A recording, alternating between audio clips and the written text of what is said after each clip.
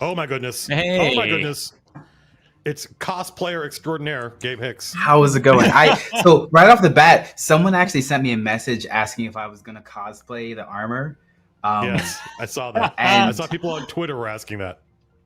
a friend of mine actually does do prop armor stuff, so we'll see what happens. Gabe, before we do this, I got a question for you. Yes. I am planning on. Don't tell anybody this. I am thinking about in a future episode of the Chain of Acheron, cosplaying as Asmodeus, and I've actually bought a couple of props. But the thing I want to do and I've never done and I'm a little afraid to do is the contacts. And you do contacts all the time. Where do you get those? Are they custom made? Do you just buy them on Amazon? Do they hurt when they go in? Is it hard to see? I have a huge secret for you, man. Okay, bring it on. They're filters. They're filters? Are you kidding me? I swear to you, they're Snapchat filters. Oh my god! But the truth is that means that no one will know if that's all you do. No one will know. Yeah, but they can go and tell everybody, but no one will know.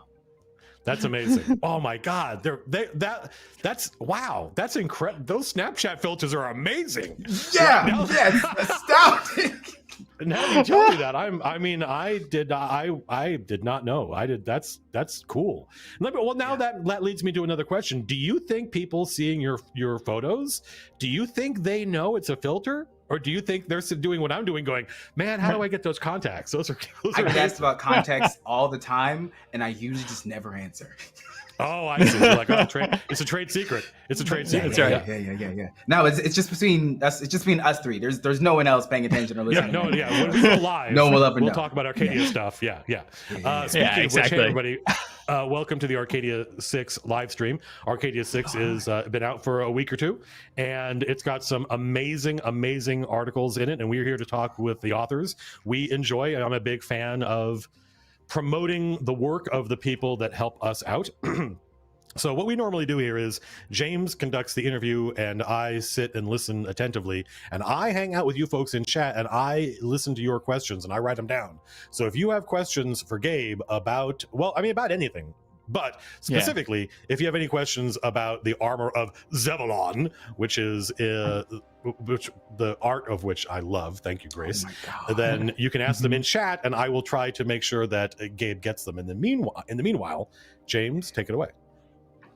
Yeah, so Gabe, welcome back. You were one of the Arcadia #1 authors as well, right? You wrote the Titan Heart subclass, and now you're back. That too, which is awesome. That's cool. Really? That's awesome. Yeah. Oh yeah. I know 3 people who have told me that that's what they play in their campaigns now. Wow. Does that blow your mind? Like people using your stuff as a character option? Yes, like there is one person in particular who's like become a friend of mine, and like every now and then they'll tell me about what their character is doing or how they have revised the Titan Heart, and they basically they have become a folklore character in their world of like a gentle giant that defends the forest. And I'm like, what the hell? Oh, that's cool. Awesome. I love that so much, and I also love Armor of Zevellon. Or you say it for me. How would you say the name? I was saying Zevellon. Yes, Zevellon. Right. Yeah. Yes. Yeah. So the Armor of Zevellon. So this was a collection of magic items that you brought forth, and also an encounter that you had to introduce these items. Talk to me a little bit about what you see this article doing and how it's being used. And for people who don't know, like, tell me about the armor itself, because I think it's a really great story hook, and you could build an entire campaign around this set of magic items if you wanted to. So I wanted to make a set of magic items that went together. And when we get magical armor, one of the things that I wish I had more of was you get a suit of magical armor and you get the whole suit. I wanted to make the individual pieces. I wanted the pauldrons. I wanted the boots. I wanted the helmet. I wanted the chest plate. I wanted them to all actively matter. I wanted to have the individual pieces, and then when it comes together, you get that collection that is powerful. It's stronger. It does something, but it's powerful by itself. And when you add like a possessed godlike entity inside of armor. And one of the things I was like, I like the idea of lichdom. How can I make lichdom not be involving a lich? And I was like, if you have a suit of armor that encases something's soul, and when you bring that together, the soul is revived, that's amazing. But then one of the thoughts was like, okay, but if it looks evil, no one's gonna wear it. So I was like, the armor has to appear like holy clerical gear, and making it so that someone who is a holy cleric of like Bahamut sees this armor and it's like, it is something that will get me closer to the divine, the goodness. And then they put on this full suit of armor after searching for the individual pieces to be this holy crusader, this holy avenger. And then the evil demigod takes over their body, and the armor is revealed to be the corrupted piece of terror that it is.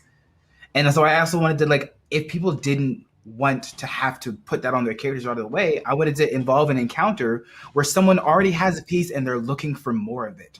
I wanted to give the players an option to potentially get a piece of this armor, and then it's up to them if they want to keep the good or the bad.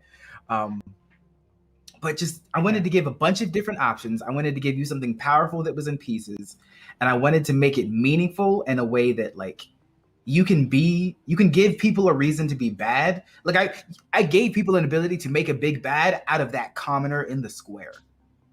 Right. And like, if people were mean to them and they found like 3 pieces of the armor, I'm sorry, but you might die tomorrow.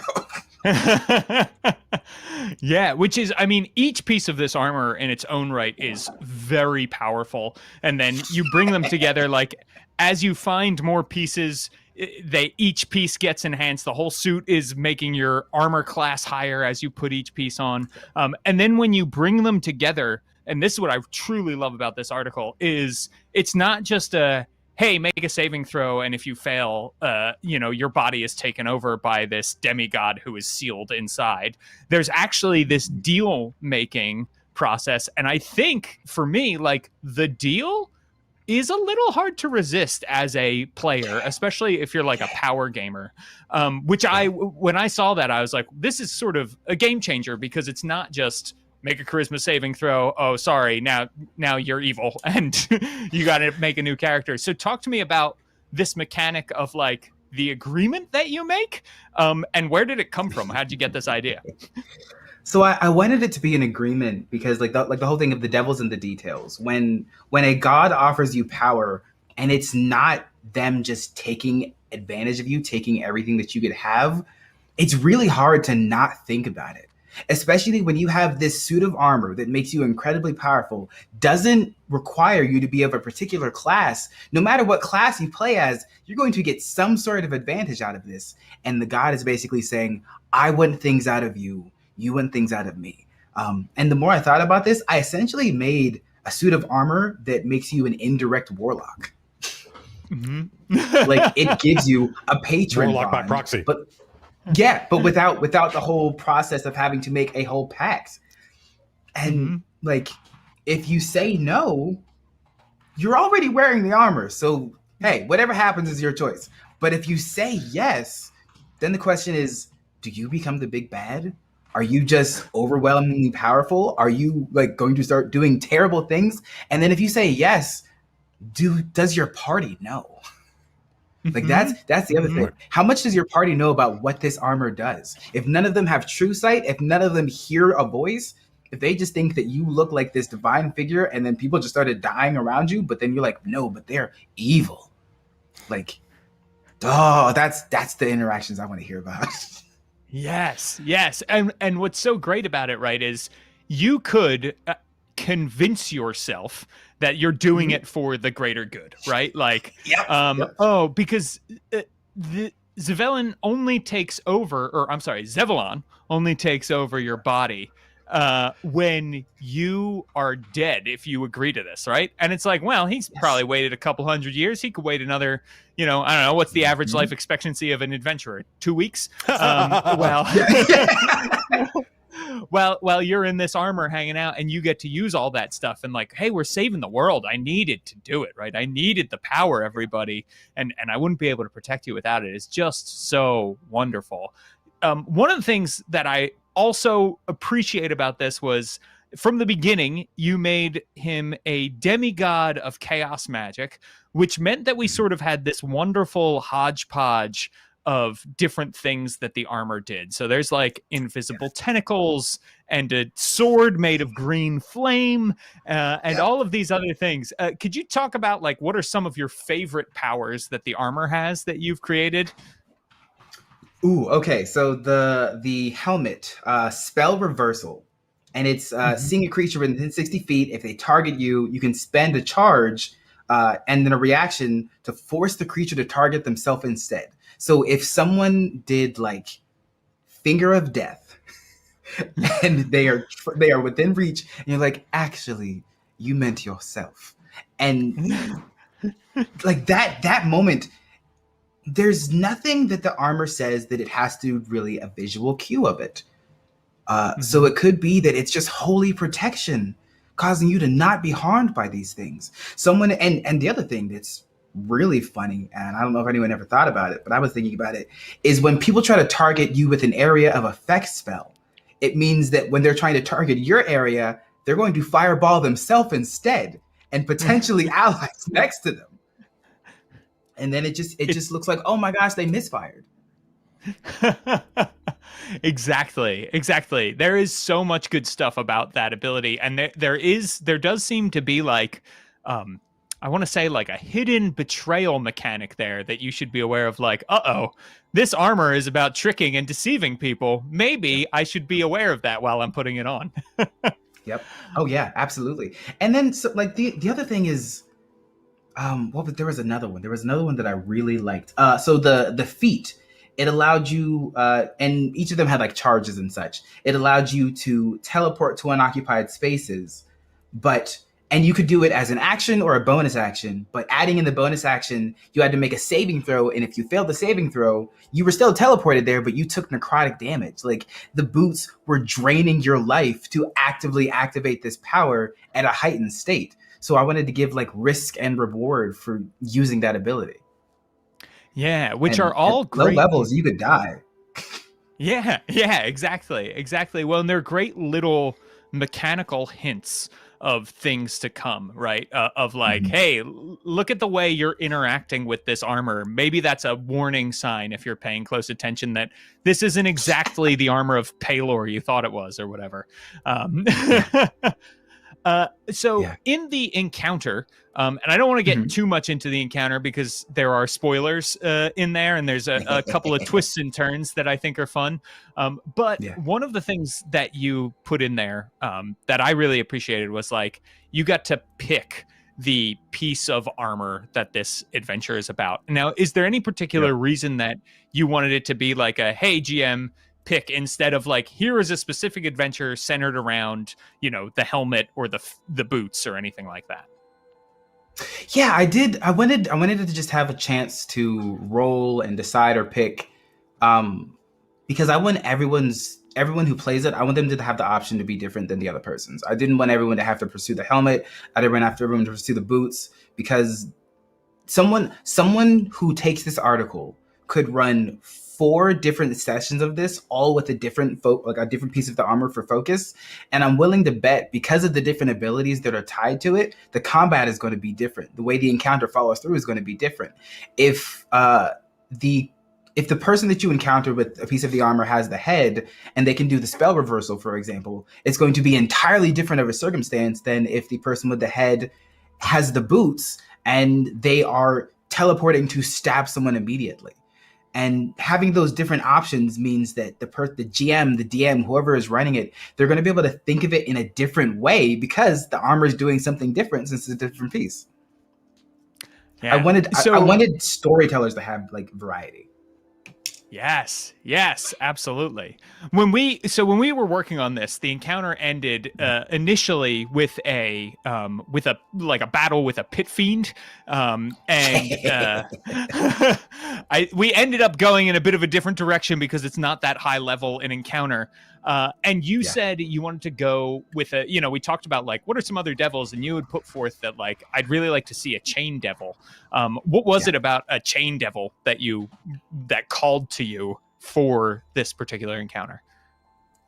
It was literally like the metaphor of chains, because when someone has the armor is literally bound to them. It is chained to them unless they find a way to remove it. So having a chain devil being like the metaphor of what they were reaching to or taking advantage of, or this chain devil was involved with this piece of magical armor that literally bonds itself and chains itself to the person wearing it. I'm like, it makes sense for a chain devil to have this, not even just because of lore, but because maybe these chain devils were used to make the curse that binds it to the body.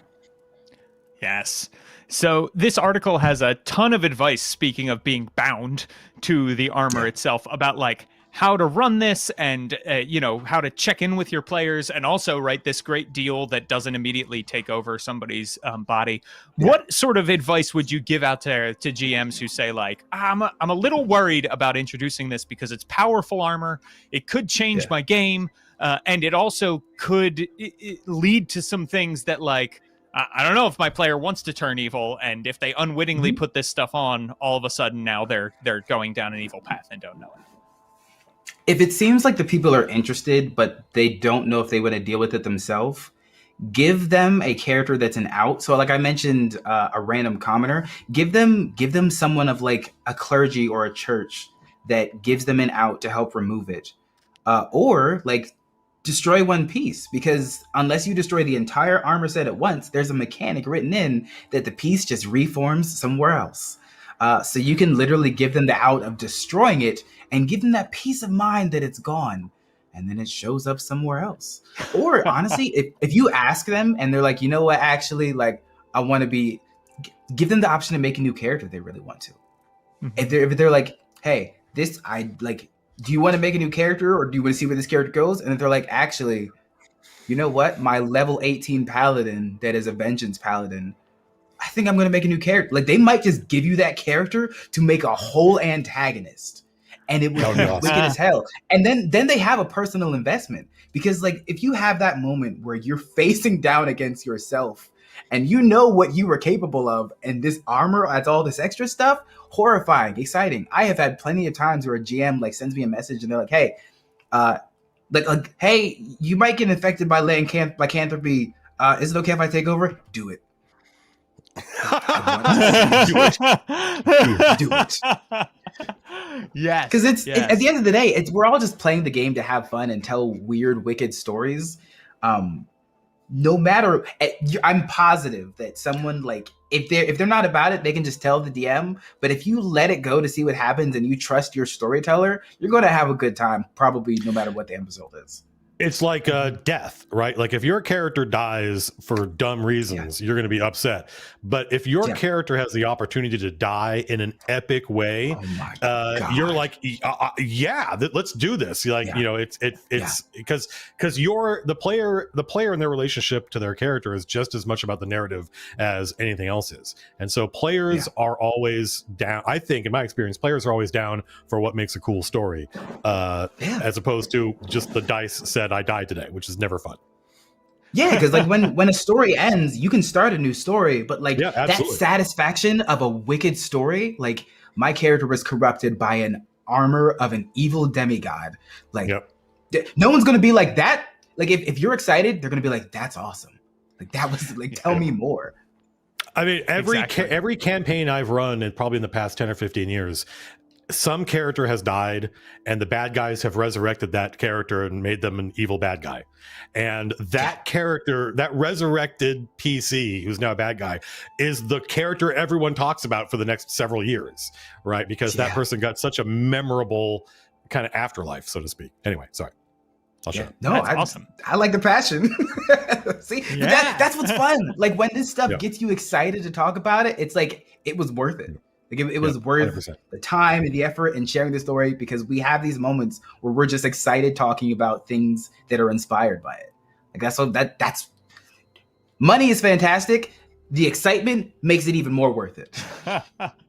Wow. Yes, absolutely. That's so true. And it's also a great thing that, the armor does have these little hints leading up. And I think that's huge for a character, because then they're getting prepared for like, oh, wait, hey, maybe this isn't good. Hey, the person who we met who was wearing this piece of armor suddenly turned evil and tried to kill all of us, and now I'm wearing it. Maybe that's not a good thing, right? Like, there's some good build up there. Matt, does the audience have any questions for Gabe?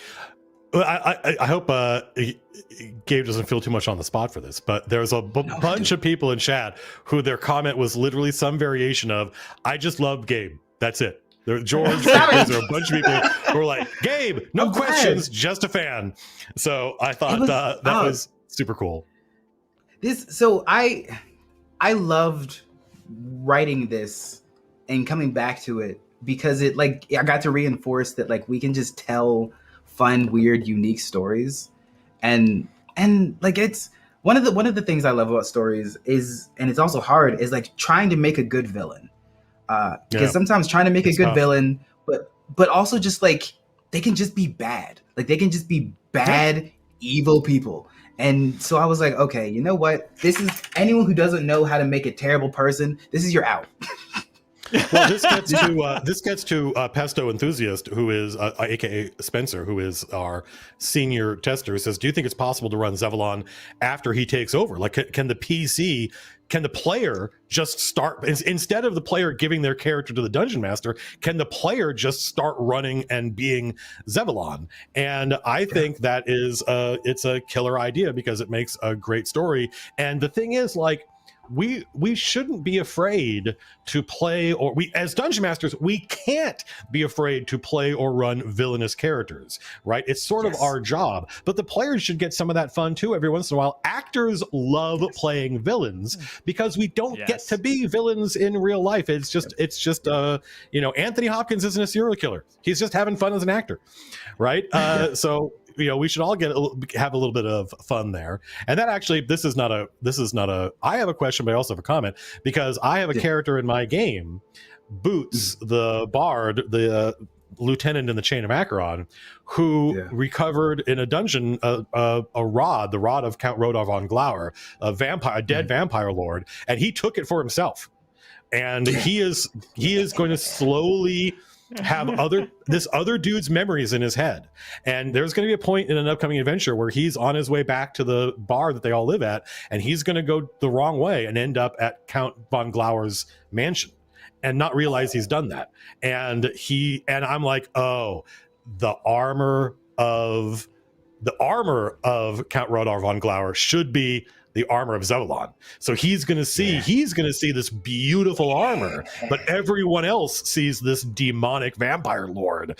And so there's going to be a part where the player is a victim for a little bit, right? And then I'm going to have to talk to him and say, listen, I got to go get that. I got to go sign for a package. Listen, I'm gonna have to get the player's buy-in. I can do a little bit of me doing it to him, but then he has to be part of the thing. I have to be back 30 seconds. I got to sign for a package. Don't go anywhere. Yes, absolutely.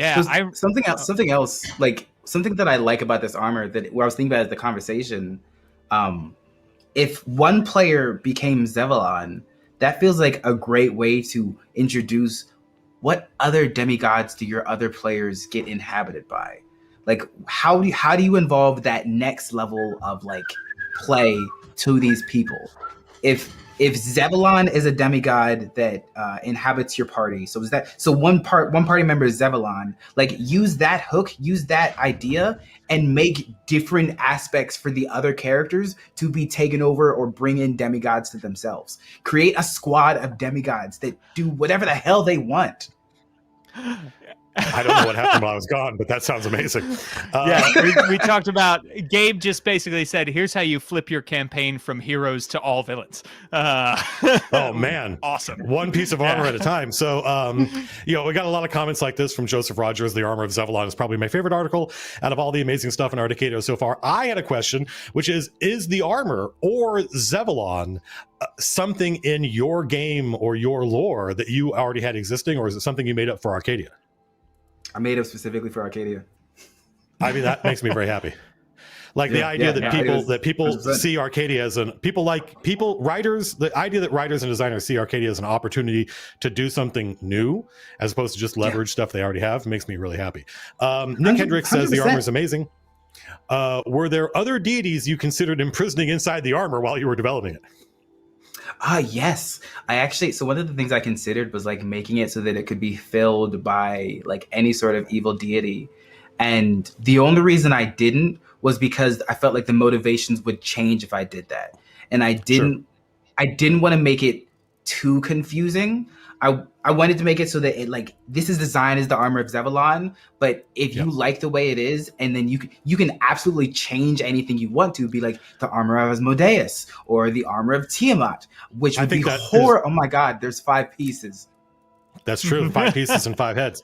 Spoilers, by the way, for my 4th edition campaign. I think, by the way, that is my philosophy as a developer for MCDM is that we present stuff that has lore built into it. The Illrigger specifically references lore because I think as a consumer, it is easier for me to cross off Zevellon and put Count Rodar von Glauer in here than it is for me to have to kind of invent something from scratch. If you give me the nouns, then I can replace them with my own nouns. But also, your nouns can inspire me, right? I never would have thought of the armor of Count Rodar von Glauer if it wasn't for this article.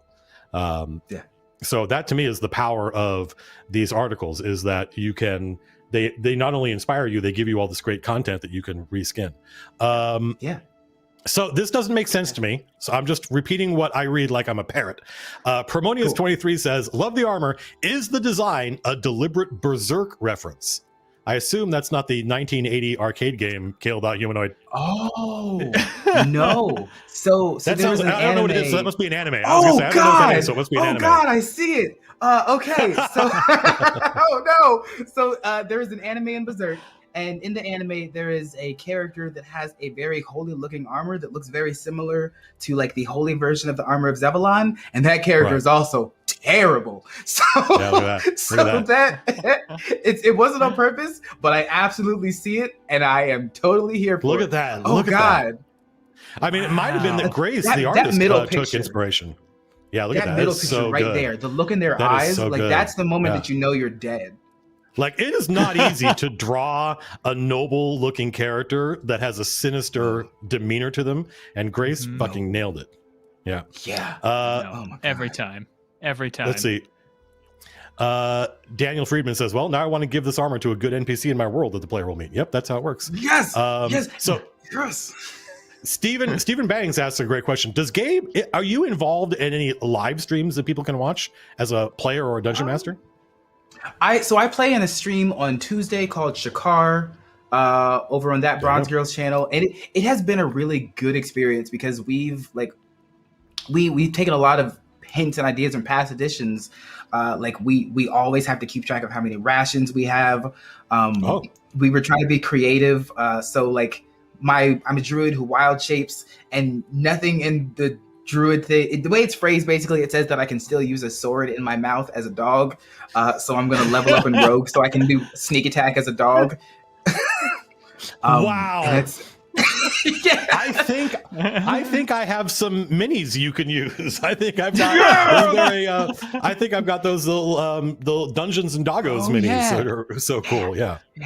Because especially in wolves, they get pack tactics. So if there's an ally within 5 feet, they get advantage. So if you sneak attack as a wolf, like, it's game over.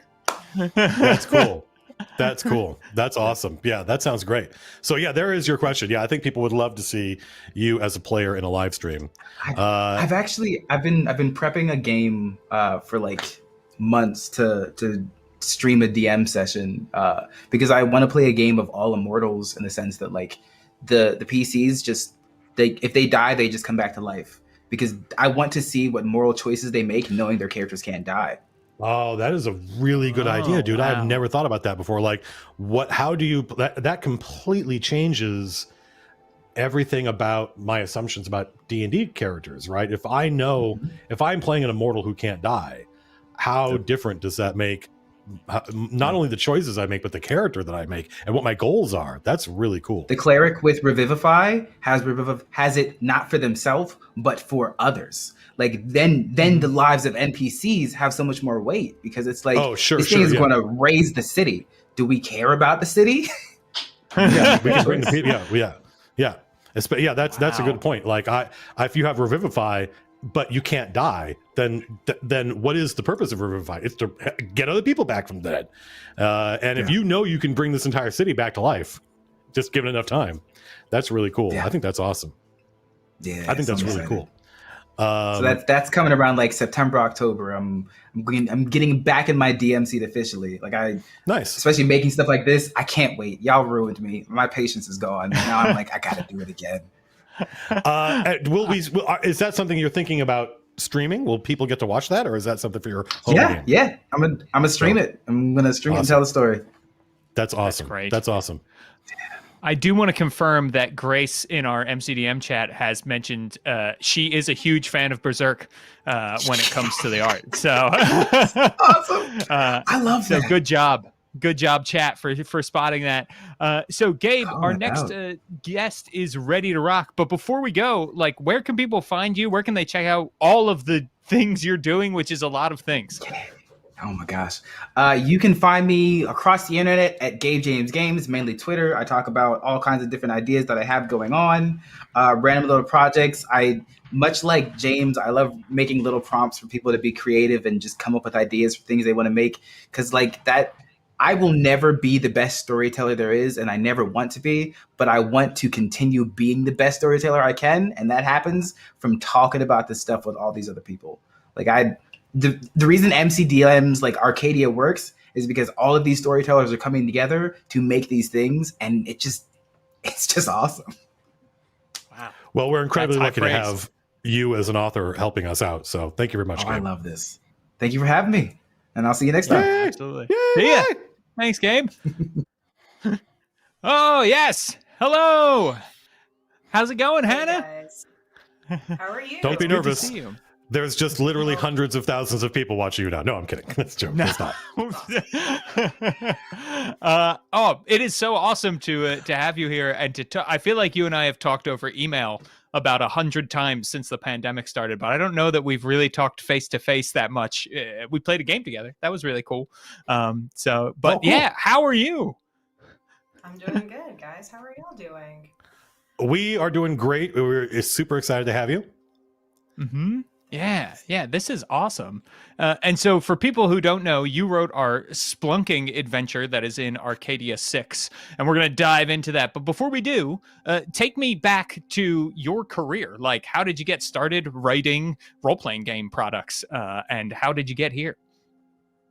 As a kid, I really struggled with math, and my uncle was an AD&D guru, and so he taught me how to make fact zero calculations, and that's how I learned how to compute. And so Nice. That took me to college, where I was like, I can do this better. And so I started writing my own games in college. Fast forward to a few years ago, I basically connected with you and like some other folks on Twitter, and then I picked up some random gigs. Rime of the Frost Maiden was a great experience. I've done just a few different things here or there, but yeah, it's been a fun little time.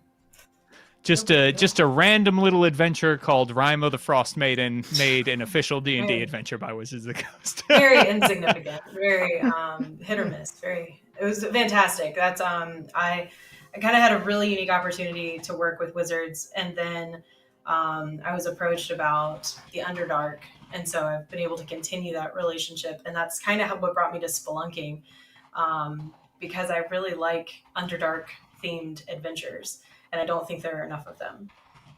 So yeah, that's what brought us to this story. That's awesome. That's really, really cool, because this is a fun underground sort of delve that you go into that when I started to read it, I was like, oh, okay, like missing kids, and we're going in this cave to look for them, and then it got dark. Which I think is don't know what you mean. It's totally normal and harmless. I would like to definitely. I think folks might like to get a spoiler and a pitch for what you're talking about, James. I think it would be a good idea to sell people on this adventure. Yeah, go ahead. Tell us a little bit about this adventure and what inspired it. So if you've ever seen the movie The Descent, you have a spelunking adventure that goes wrong. And I thought that the ending was terrible, and I thought it would be great to have a new villain that made sense. And so I made one. I think that like I was going from this idea that like we need more subterranean adventures, and then we need villains that make sense, and people really like the exploration aspect of spelunking, as well as the athletic component of it. And everybody likes crystals, and so I was like, if I have an entire grove of crystals, that is going to entice every type of adventurer. And then once you realize that the crystals are growing on decomposing corpses, and then there's like a crystal monster, that's just kind of like, oh well, what do we do about that one? Yeah, so that's what brought us there. Yeah, that's look at that. What is that? That's her. The Cryad. Yeah. So talk to me a little bit about the Cryad, because this was a monster that awesome. The adventure sort of centers around them. How did you come up with this idea for the Cryad? The idea was that I really like the Dryad as an idea of a protector of a kind of an organic compound, and so I thought that could apply in other scenarios. And then the crystal idea, I feel like people are so not like people in general, but we tend to view natural resources as expendable in D&D. And so I thought, let's make the natural resources being protected, and it definitely served as a foil for like environmentalism and protecting protecting our natural resources, basically. So yeah. I don't know. Oh no, go ahead. Please. I will say that when, like in that idea of exploiting natural resources, this adventure starts in like an idyllic tourist town. And I remember when you sent it to me, I was saying to you something about like, oh, this mayor, where did it come from? And you referenced Jaws, like this idea of like this town that relies on tourism dollars. And the reason the mayor isn't running to the adventurers and saying like, we've got a huge problem and you need to help us, is because like he doesn't want to acknowledge that there is a problem. So when you were talking about the Descent, and obviously there's some Jaws inspiration here, are you a big fan of giant monsters that kill people? I do tend to run level 20 campaigns. Wow. I do like... You mean like games that start at level 20 or games that go to level 20? Wow, yeah, that's awesome. I restat everything. I have like stat blocks for Lolth that range from like level 20 to level 40. Holy because moly. I think you should start at like level 20. Wow, that is one of the most interesting things anyone on this stream has said. I'm super curious. Like, I have never run any edition of D&D. I've been running since like 1987, and I don't ever think I've ever had any players get to or start at level 20. What is your experience? What is your experience? I mean, that's why you're doing it, right? Because no one ever gets there. What is your experience running the game starting at 20th level? Like, is it harder? Does it? Yes and no. I think that if you play like kind of a rules as written D&D, you get this really ridiculous kind of power struggle where in the beginning, everything is kind of tilted towards the dungeon master, but by level 20, everything's tilted towards the players. Because they have all the cool shit and they can do everything, and you basically are just sort of letting them run around a sandbox. So I'm like, well, I'm just gonna make that my baseline and go bigger. Wow. Why not? So, do you ever feel overwhelmed at what what the players can do? No. Wow. Because it can just be no. So like a few years ago, I was talking to Satine Phoenix, and we were like kind of going back and forth on an adventure that I was writing. And she told me to break the world, and that just kind of stuck with me. And so I just think I feel like the scope of a lot of tabletop is so narrow, and in the adventure aspect of it, that the adventure aspect is just where the baseline is for getting started.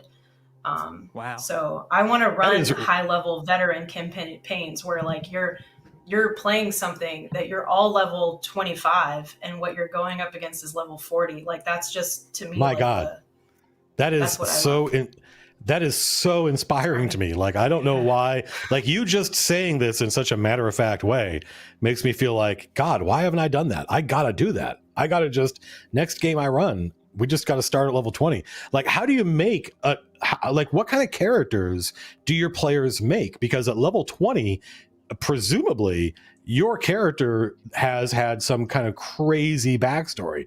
You've already probably saved the world a couple of times, you know? So how do what kind of characters do you end up with? So the last group we did, everybody started, as an interview with like a bunch of veteran, adventurers who were like, oh yeah, that one time Tiamat, what's her face? No big deal. And then like, while they're being interviewed and they all have these really elaborate stories about how that time they beheaded Strahd and like all kinds of crazy stuff that they said. They like came up with all these great ideas. Like the world fell open like in the middle of this interview that they were doing in like episode 1. And so and in that first session. And so they had to like run outside to see what had just happened with the world. And there's just a cavern that was created and you are looking down into the center of the earth and there's like something summoning you down. So let's go. Are these, would you, me having no experience with D&D at this level, are these games, would you characterize them as being roughly as much combat as a normal D&D game? Or is it something you stay away from? Is it more narrative? And if there is combat, how long does it last at 20 level plus? I do really quick combat because I think that combat can be very boring. Fair enough. I would say reasonably about the same amount of time, but the RP opportunities are so much greater because they already know who everyone is. Like the major players are already well identified, and you can backstory connections effortlessly. So the tying together all the threads of their lives is just kind of a craft work. And then bam, they're fighting a god. That's amazing. Yeah, it sort of sounds like, you know, where comic books are now, right? That after, you know, in some cases, almost 100 years of Batman. Yeah. That it's like, well, yeah, Batman knows everybody. He's fought the Joker a million times, and like the Justice League can come together like that. We know what everybody's deal is, and now they're off, you know, fighting literally gods in some cases. That's really cool. I love that you took the break the earth advice to heart and literally broke your world. Yeah. Okay. You got to break the world. Okay. World cracks open. Huge hole. Got it. So, I mean, no pressure, but we try to stay away in Arcadia. We try to stay away from, like DM advice, because I feel like MCDM kind of already has that taken care of. But I think folks would love to see an article that's just advice on starting at 20th level, right? And it doesn't have to be universal advice. It can literally just be your experience and what you learned and what you recommend people do. I think that would be amazing. I'd be happy to talk to anybody about that. That's awesome. I think that there's like so many great things that happen at low level in D&D, and there's so many great stories that are told and connections and so many quintessential experiences, and those are fantastic. But I feel like for me, I've played D&D for so long that for me to be truly interested, it needs to be to be out of this world. Yeah, it's got to be. Yeah, I mean, it's got to do something different. Folks in chat who are curious, this is definitely not the kind of style that Hannah's talking about, but there is an adventure that I have played in. We were only 15th level at the time, called the Mines of Bloodstone.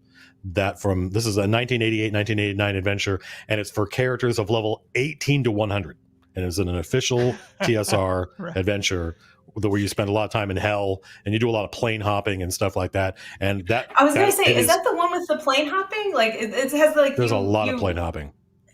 I feel like may have. It's it's crazy. It was an incredibly memorable adventure, and one of these days I'm probably going to do a video on it, just because there's a lot of really cool ideas in those old adventures. Anyway, sorry, this is a huge tangent, but it was super cool. Sorry. Anyway, Arcadia, blah blah. I do. Well, I actually have one other question on this, which is, what does of the challenge rating 40 monster look like? Because that sounds awesome. When I make Lolth when Lolth is level 40, she operates a minion army. She has a minion army of Driders, and then I reskinned a Drider with a vampire, and then I bumped up their level a lot, and so she has an army of those. As I never understood why Lolth didn't have vampires. Anyway, she has like her layer actions. She deals like her average damage per attack was like 600 points. Wow. And I think I gave her like 6 legendary actions and 6 layer actions, I think. But I don't get to run her very often. Not everybody wants to play Lolth at level 40 because she's terrifying. I feel like she got the short end of the stick a little bit, I think, in official D&D. I agree. Sure. Yeah, we need a better Lolth. Yeah. Hands down. So this adventure for 4th level characters. Anyway, let's go back to I'm sorry. I feel like there's some zeros missing. Awesome. This is. I just wanted something like. I mean, spelunking. Who doesn't think spelunking sounds fun? And as long as I make sure like they have a good dexterity and their athletics is high, like they're going to be fine for the most part. Yeah. Well, and it's great because you even put the exclamation point in the title. Spelunking. Which really is a good misdirect for teenagers speaking in unison, and because they share a hive mind connected by crystals that are slowly eating their body. You know what I mean? Like, I really thought you were going to take the exclamation point out. No, I really thought you'd edit out the exclamation point. No, that's not how we work. But talk to me a little bit about you and I have worked together on a couple different things, and actually both times we've worked together, you've included a like badass guide in the adventure for the characters to sort of follow, right? Once it was delving into sewers that we worked together. This time it was delving into the caves. What do you think guides bring to the table here? I totally forgot about that. I have done that. Okay, that's fair. Guides are essential for anybody below probably 10th level, to be honest. Really? I just don't think that characters have enough backstory written, a depth of understanding.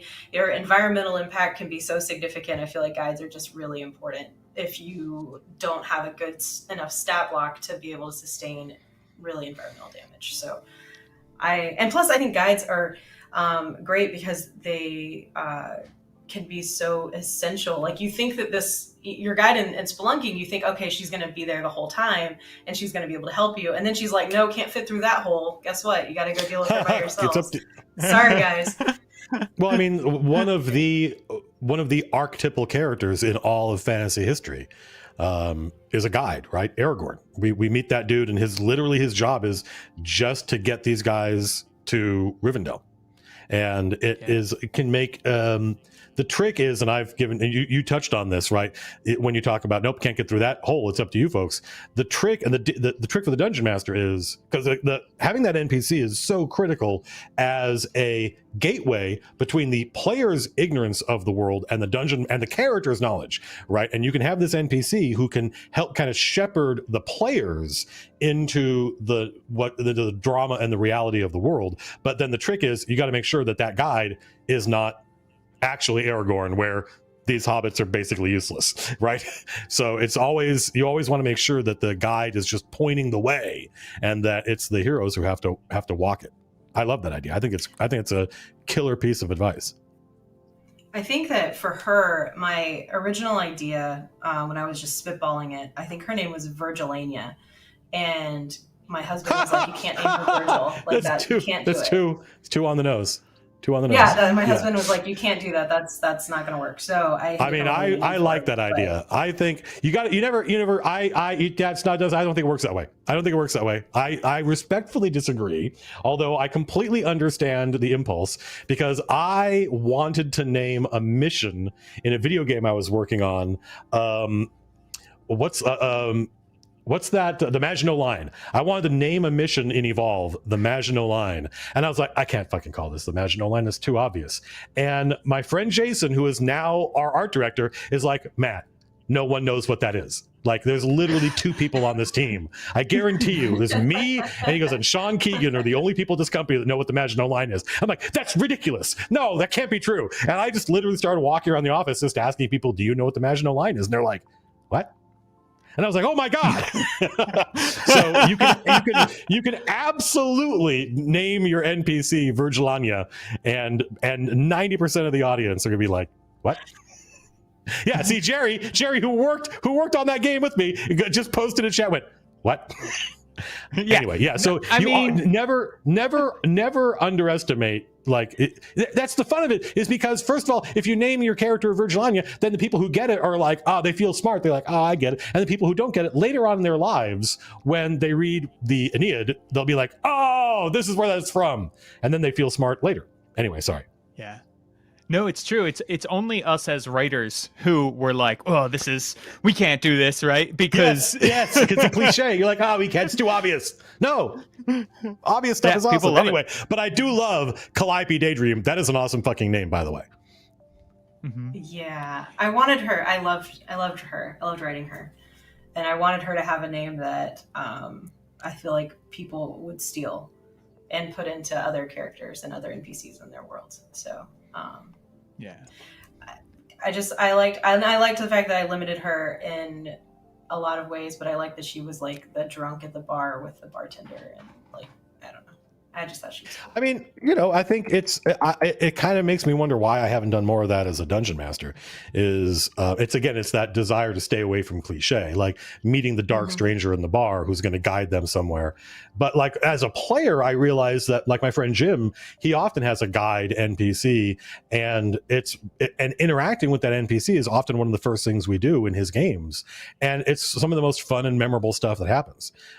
It's just the question is, you have to make these characters, give them their own internal complexity, so they're not just a tool to help the players, because then you have just more opportunities for drama.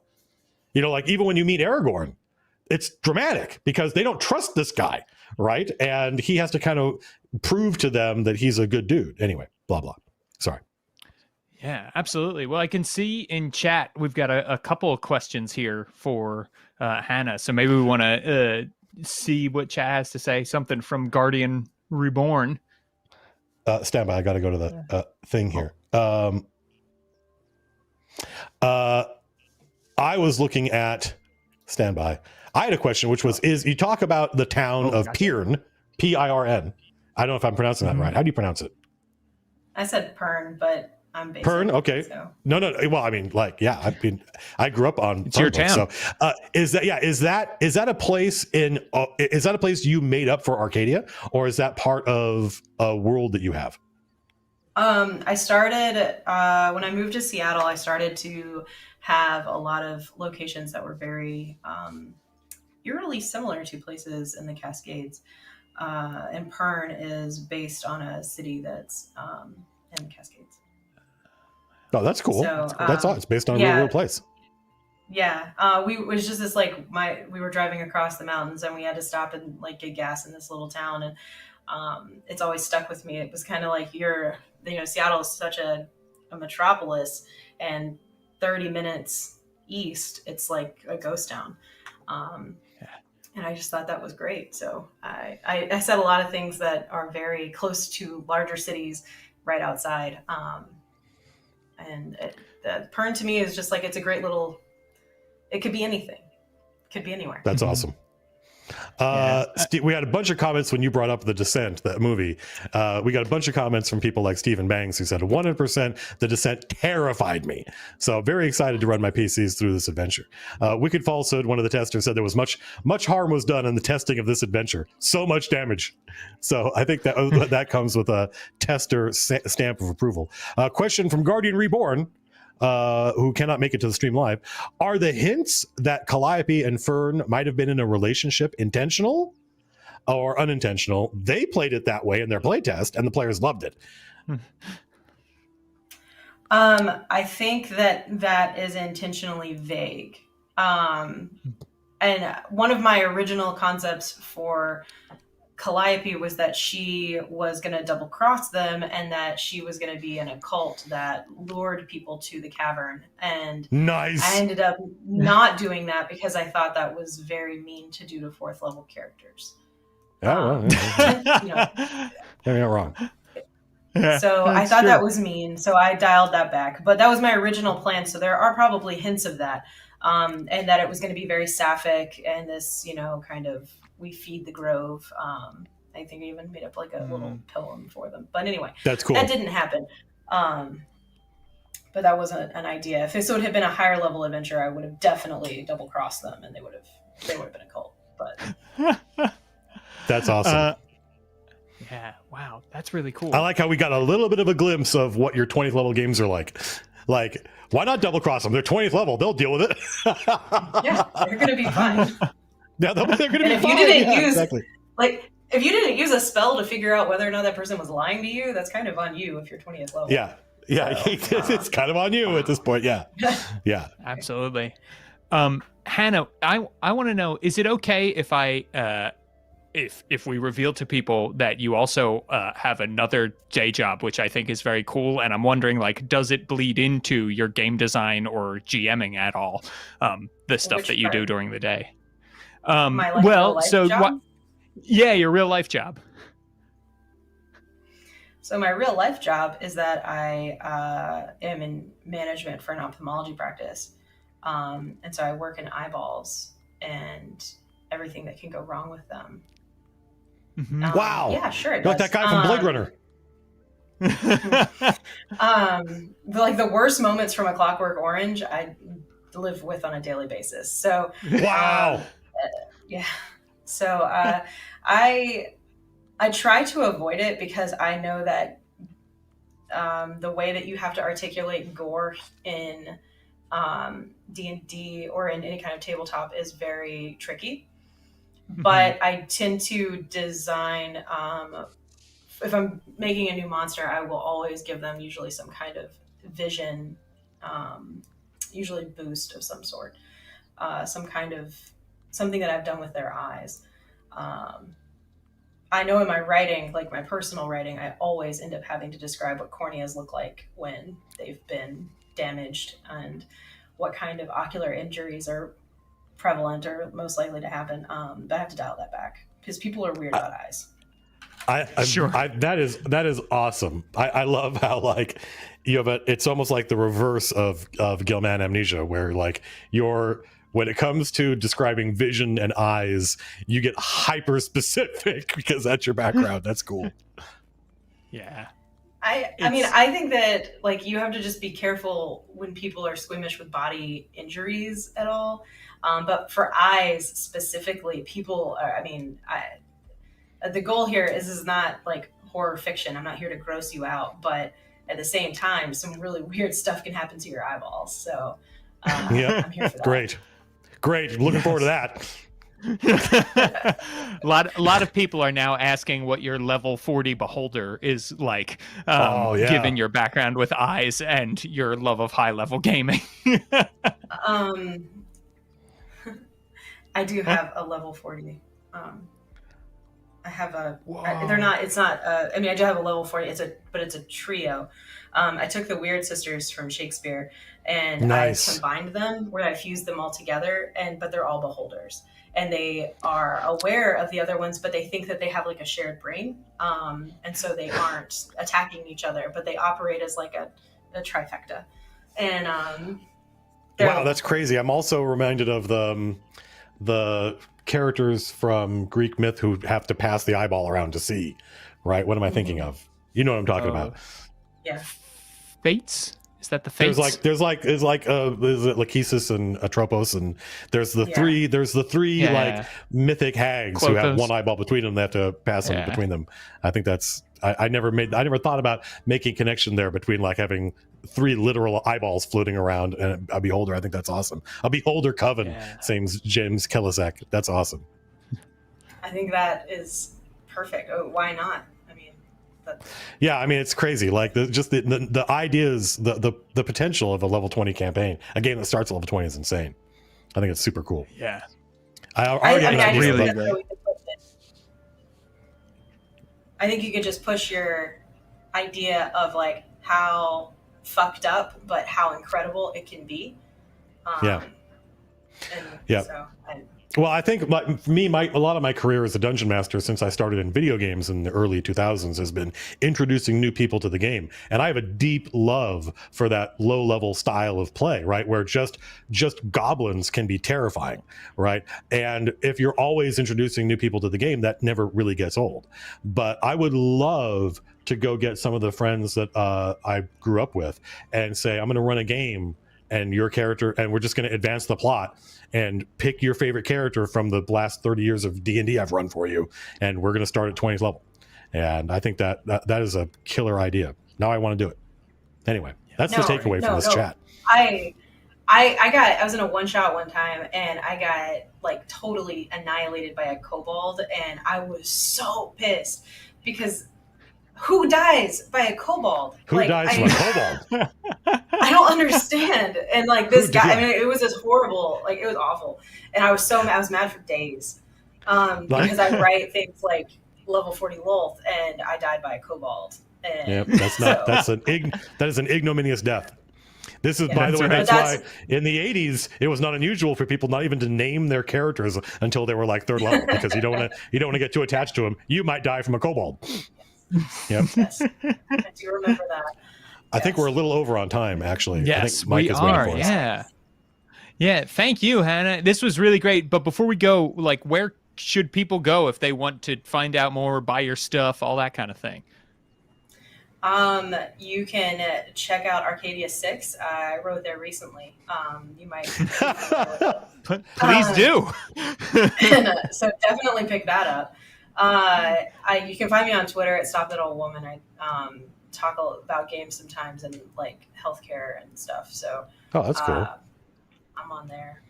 But otherwise, DM's Guild, you can hit me up. There's all kinds of stuff. There's stuff out there. But you guys have a great day. Thank you so much for having me on. I had a great time. Thank you very much for joining us. We hope you had a good time and hope it was fun for you. It was great. Thank you guys. Yay! Bye. Excellent. Bye. Look at that. Oh, boy. Oh. Uh-oh. Look at that. Hey, James. Hey, Matt. Awesome. Mike, is this the first time you and I have ever been in a live chat thing or at all? It is. It's the first time you and I have ever actually met. And it is a great pleasure to meet you. It's a pleasure to meet you. I have known you. I've long known you by reputation. Well, thank you very much. I've known you as well. Yeah, thank you. The whole. I remember a lot of your work for 4th edition was when you came to my notice, and it was super good. Yeah, and it's where I cut my teeth. Yeah. Yeah, I think now, like you're a proponent of 5th edition, and I think you are. Correct me if I'm wrong. I don't want to put words in your mouth, but I think that you are somewhat now critical of 4th edition, which I find interesting because your name on your handle online comes from 4th edition. James reminds me of this pretty much every time we talk. Yeah.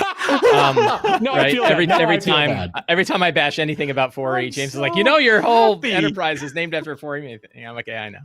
I'm actually, I don't know how I feel about it. I'm part of it is like, I was there playing and running and designing for 4E, and it felt like nobody cared. The tension on it was very, very low. And now, fifth is out, and there are many things I totally adore fifth. Like, I'm really, really happy with fifth, and I am happier with fifth than I was with fourth when I was running a lot of fourth. But part of it is like now all of a sudden everybody's back about how great 4E was, and I'm like, hey, where the hell were you when I was doing this? Right? Like, I was there, right? I was writing stuff for Wizards of the Coast. I was publishing adventures, and You're no like, one, I'm OG with 4E. Right, Where were you guys? I was at Gen Con when WotC was stuck inside of a closet and Paizo had the giant ballroom for Pathfinder, right? So how come there was no love for 4E back then? So there's stuff I love about 4E. There's stuff I don't love about 4E. And I do, like, it's hard not to go onto Twitter and see people talking about aspects of 4E that, like, I know just didn't work, right? Like, I was there trying to make it work and it didn't work. And people are like, oh, it works really, really well. So, and it's because a lot of times people have a different perception of what it is. So yeah, we could have a whole show about that. We could have a whole show just about this. God. Right. I'm so happy right now that you brought up that his name is SlyFlourish. Yeah. Well, I didn't. Yeah, it didn't occur to me that I didn't realize I was stepping into a well-trod path there. I hate being a cliche. But we talk about this just about every week. Yeah. Well, I think, I hate to I normally, I think I'm pretty good at keeping my ego mania in check, but I think the current kind of, I wouldn't yet call it a renaissance, but the renewed interest, let's say, in 4th edition is at least in some part due to the stuff I've been doing and the game I've been running, because I've now got, thousands of people have watched. It's not unusual if we do a 4E stream that 24 hours later, 15,000 people have watched it. And the people are like, this game's amazing. Like, this is super cool. I'm like, yeah, it is super cool. Wait till your 30th level and your tank marks every single monster on the battlefield, and you as a DM can basically go play PlayStation while they play their own game. Yeah, that I don't even know. Like, is there any edition of D&D that has quote unquote worked well past 13th level? I don't know that. I don't know that I've had every experience I've had with. As we were just talking about, my experience with high level D&D tops out around 15th level in every edition, and it always just gets thornier and thornier, not just for the dungeon master but for the players. Like, it after about 7th to 9th level, things start to just get. Which, look, like, how much testing do those levels get? Any? Yeah, right. Not nearly as much. Yeah, right. Because they know when they're developing. First of all, they're on the clock, right? They're not like MCDM that can just fuck around on a project until it's done. They've got to get it out, and so they test the early levels the most. So anyway, I agree. James and I know this. Like, James and I worked on a book called Fantastic Layers together that has first to 20th level battles, and we play tested every one of them. And it was really hard to get play testers for the high level stuff. Like, we really had to work hard to get people to play test everybody wanted it, but people didn't. I don't know. I actually can't say, other than probably it's hard to make high level characters, and it's a lot easier to. Well, that's interesting. I'd be super curious because, like, I'm spoiled. I never expected this to be true, but MCDM is hugely spoiled by our testers. Like, if we put out a level 18 adventure, our super testers especially, they would just make 18th level characters and they would run it, right? And so I suspect that is unusual. I suspect probably people they'll take the characters they have or that they know, or it might just be that, like, people like this is a lot of Dungeons and Dragons, by the way, and a lot of the business of Dungeons and Dragons is people being in love with content that they're never going to get to, right? And they want to read. They want to read about monsters they're never going to use, they're never going to fight. And it's that fantasy of someday I might do this. So I wouldn't be surprised, actually, now that I think about it, having never thought about it before, that there are definitely people who are like, yeah, give us that high level content. You're like, okay, here it is. And they're like, okay, I read it. That was great. Like, well, did you test it? No, I'm too busy. Right. Well, what I'm too busy. You said you wanted it. Right. Anyway, sorry. I got to shut up. Yeah, and you're right. You're right. I will, going back 10 minutes ago, you're right that 5th edition, when it hits high levels, also tends to fall apart. Like, that's been my experience too. I've run games up to 20th level. I know James has run games up to 20th level, and it's really hard to kind of keep the wheels on at high levels. So but it's really easier than it was with 4th. Well, I don't. I believe it. Like, yeah. I mean, but here's also went to 30th, which was also Gonzo. I agree. But I definitely think that, like, the bones of 4th edition, there's nothing stopping them or somebody from doing like a 4.5, right? And revising that, the way the math works and the way abilities work, to try to keep it, thematically fantastical and epic, but mechanically still relatively straightforward. A game that I adore is 13th Age, which was designed by one of the 4th edition designers and also one of the designers of 3rd edition. And it's a really great take, I think, on like the evolution of 4E. It captured a lot of that. It's very different than 5th, but also heavy story focused game, and I just adore it. Yeah, I got the I thought for a little while I was going to run 13th Age, and I ended up just going back to 4th edition for my current game. But that's only because I love the grid, right? Yeah, and so when I saw that they threw the grid out, I was like, oh man, but this is the thing I love about 4th edition. Like everything else I think very differently, because I saw that, I'm like, woohoo, they got rid of the grid.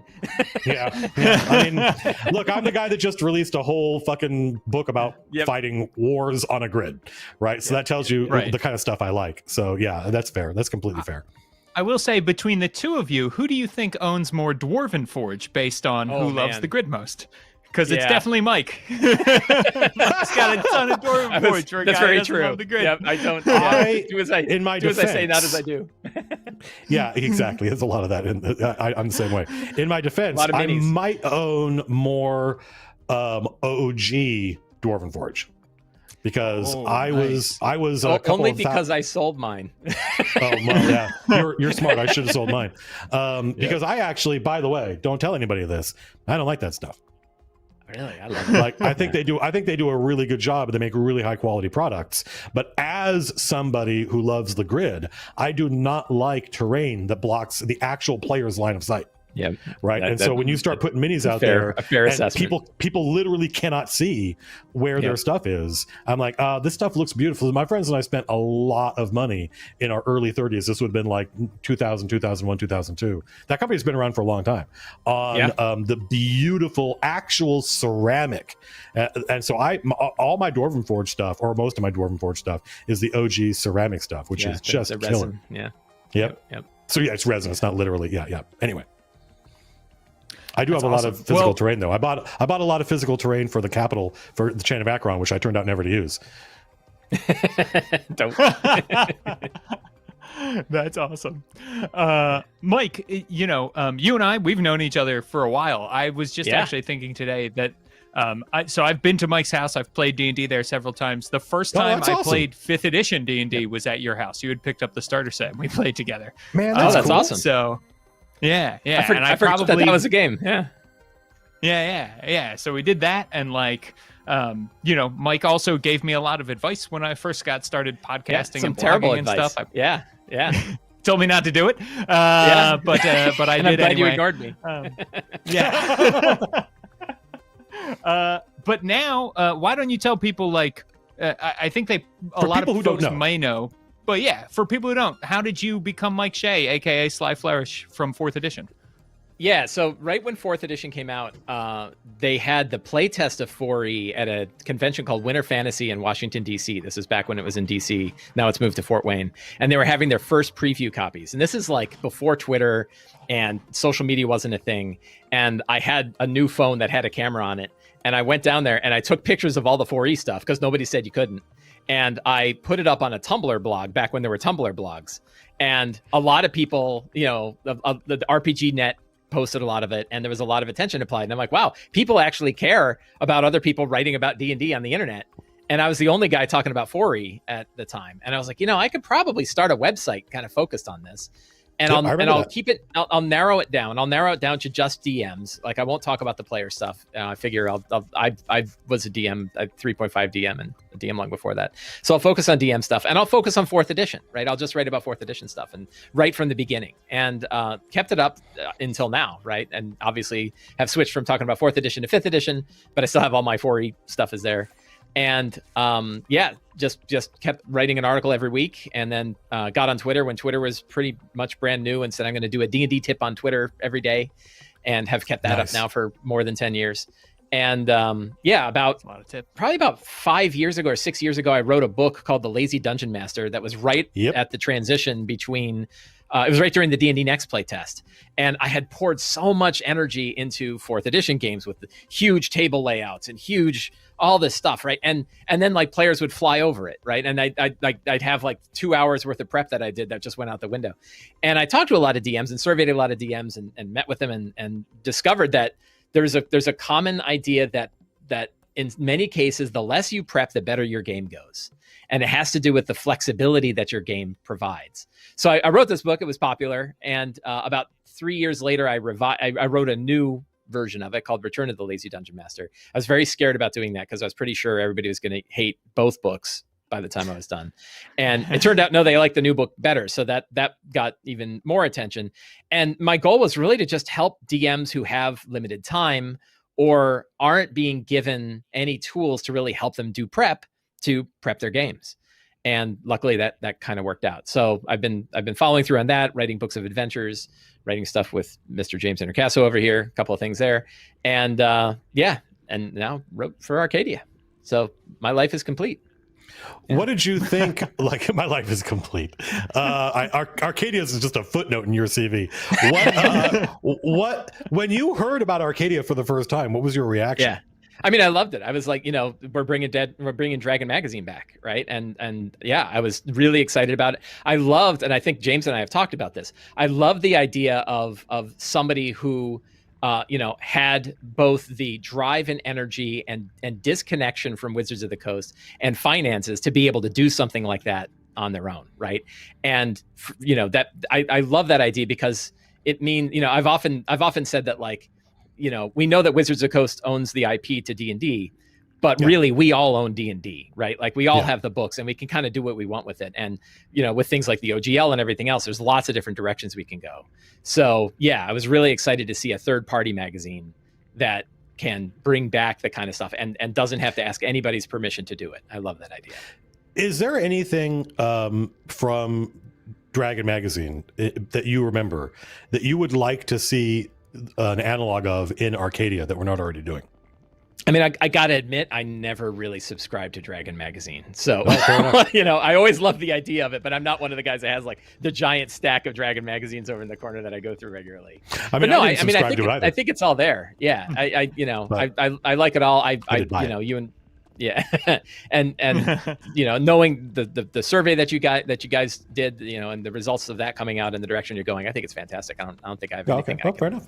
I don't think I have anything I could say like, oh, you should do more of X. I think it looks great. Oh, thanks. Well, particularly Arcadia 6. Yeah. Well, I mean, we have some really good authors, and you in this one, so it's really great to be able to have that.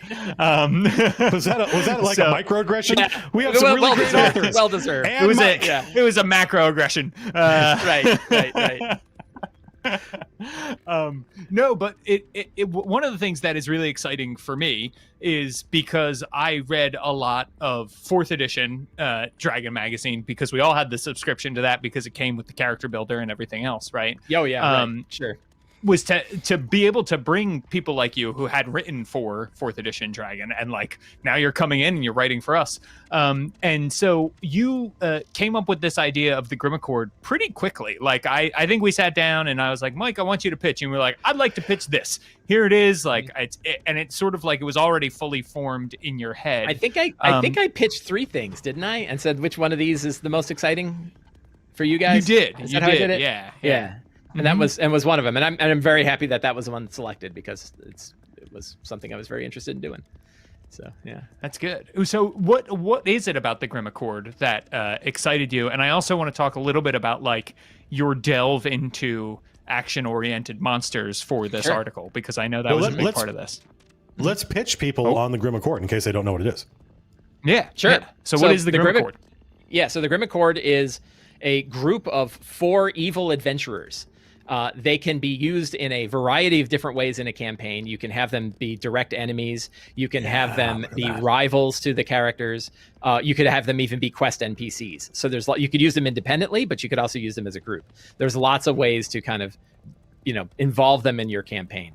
They're aimed sort of high tier 1, so right at that like 4th to 6th-ish level range for these characters to try to make them kind of as useful as you can make them. You could introduce them very early in a campaign and they're far too strong for a low level group to really handle, but then grow into them and then eventually have a nice face off. So the intent here really is to learn about them before you face them in battle. It would be a real shame if the first time you face them is you fighting them and potentially kicking their asses.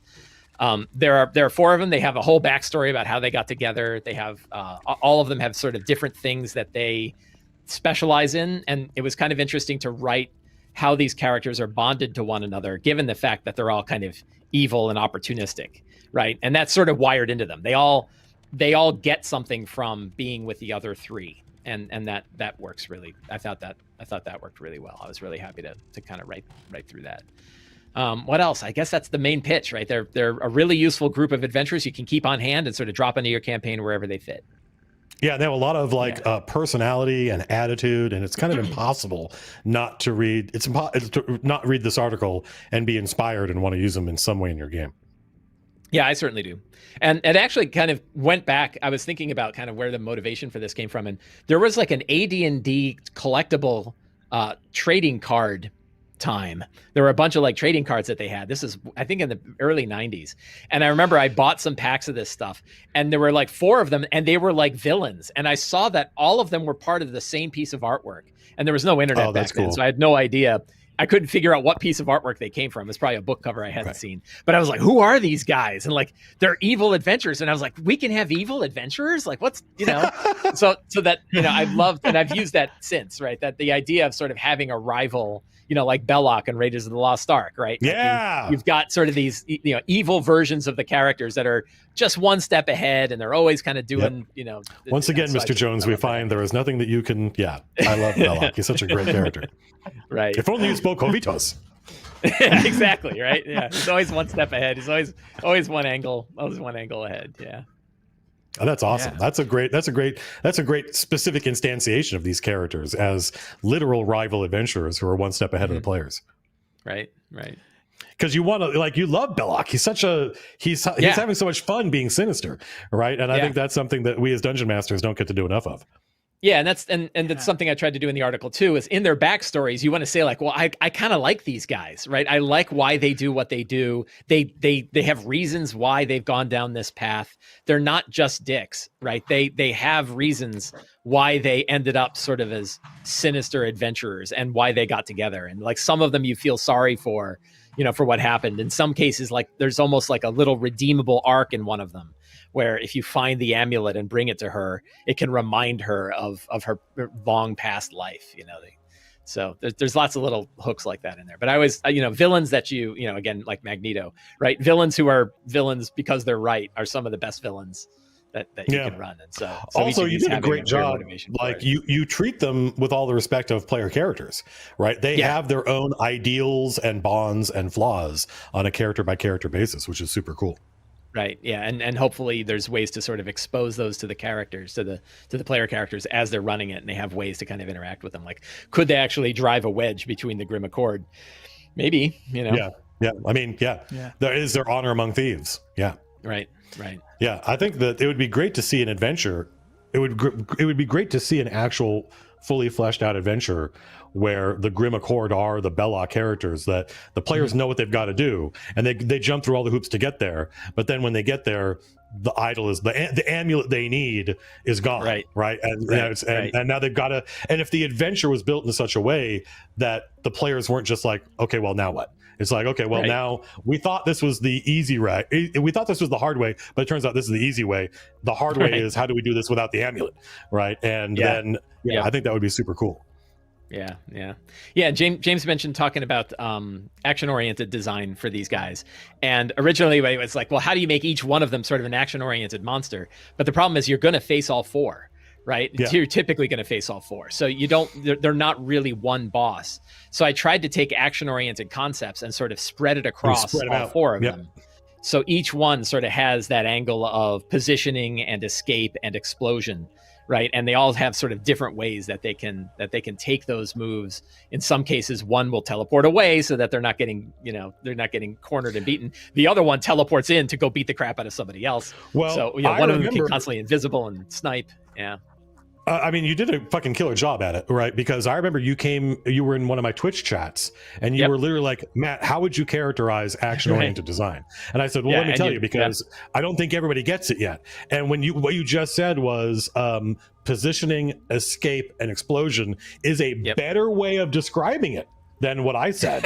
Right? That's pretty much what you said. Well, but I was talking about like framing it in terms of the narrative of the battle, right? Because that's how I thought of it in my head. But if I were a better designer, I would have distilled it into, you need to give them, because I don't want people to think they literally have to use these abilities in this order. It's just that that's how battles tend to go, right? I need to get into position. I need an ability that helps me get out of dodge, or the reverse, which is get everyone else away from me, same thing. And then I want an ult that I'm going to fire when I'm about to die, so they remember me after I'm gone, right? Yeah, that kind of thing. Right. And so positioning, escape, and explosion, I think is killer.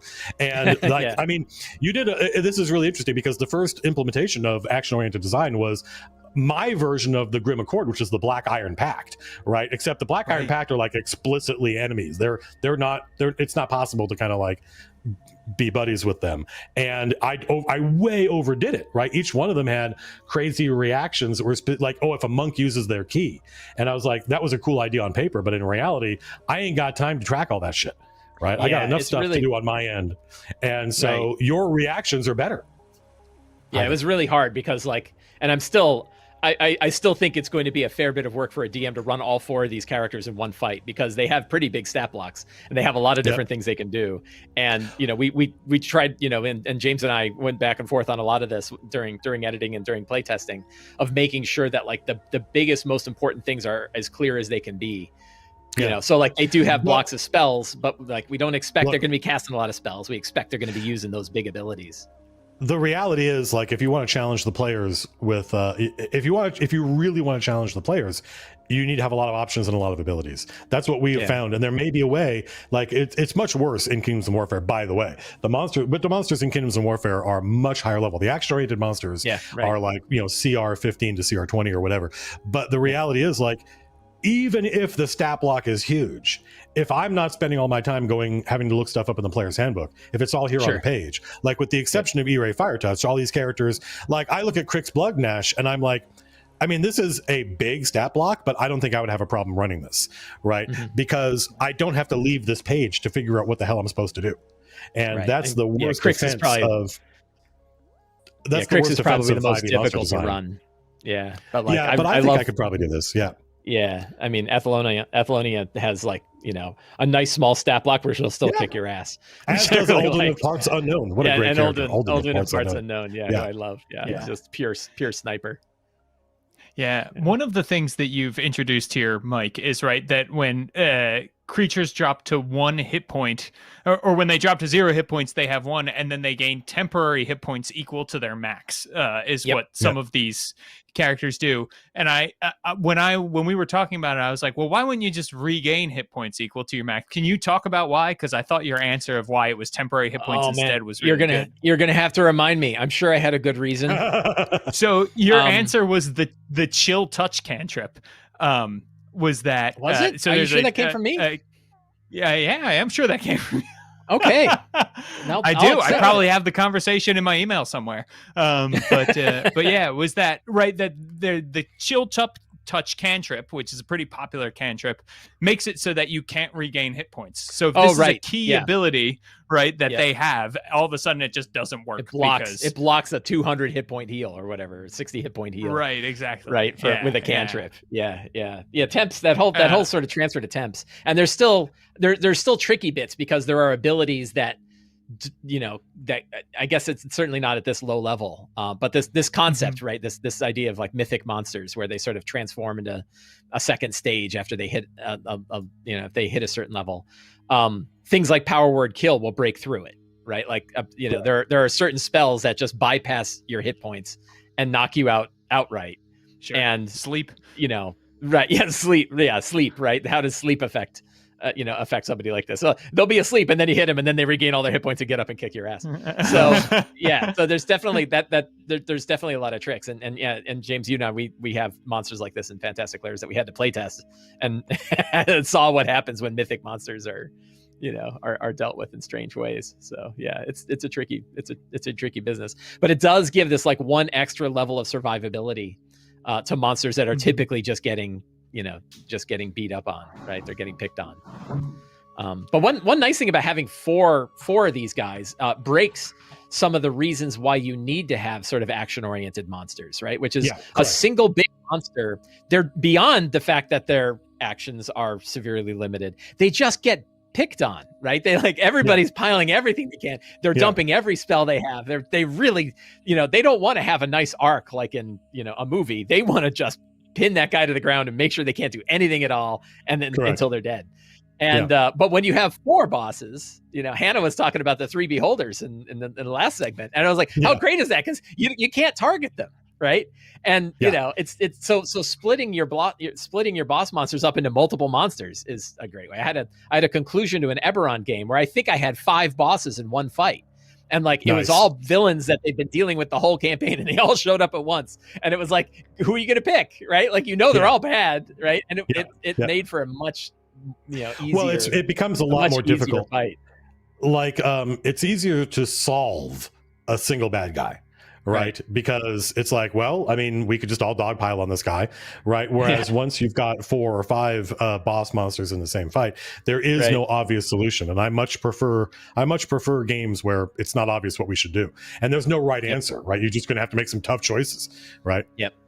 Yeah, and I think a lot of those tough choices are wired into the Grim Accord. Like, do you go after the guy that's killing you with arrows, but he's out there in the woods and you don't know where he is? You have to, look at this one over here is casting Call Lightning. He just turned into a giant hyena. Now what do we do? What about her? So you have all kinds of, they're all transforming, like. Whoever you don't focus on is the one that's going to screw. It's going to end up, It's going to end up hosing you. So it works out. Exactly. And they have abilities to sort of trade places. So like you go up to the spellcaster who you're pretty sure if I can base her, I can make sure she's not going anywhere. She just teleported away, and now a knight has teleported in and is hitting me with a sword and has an AC of 20.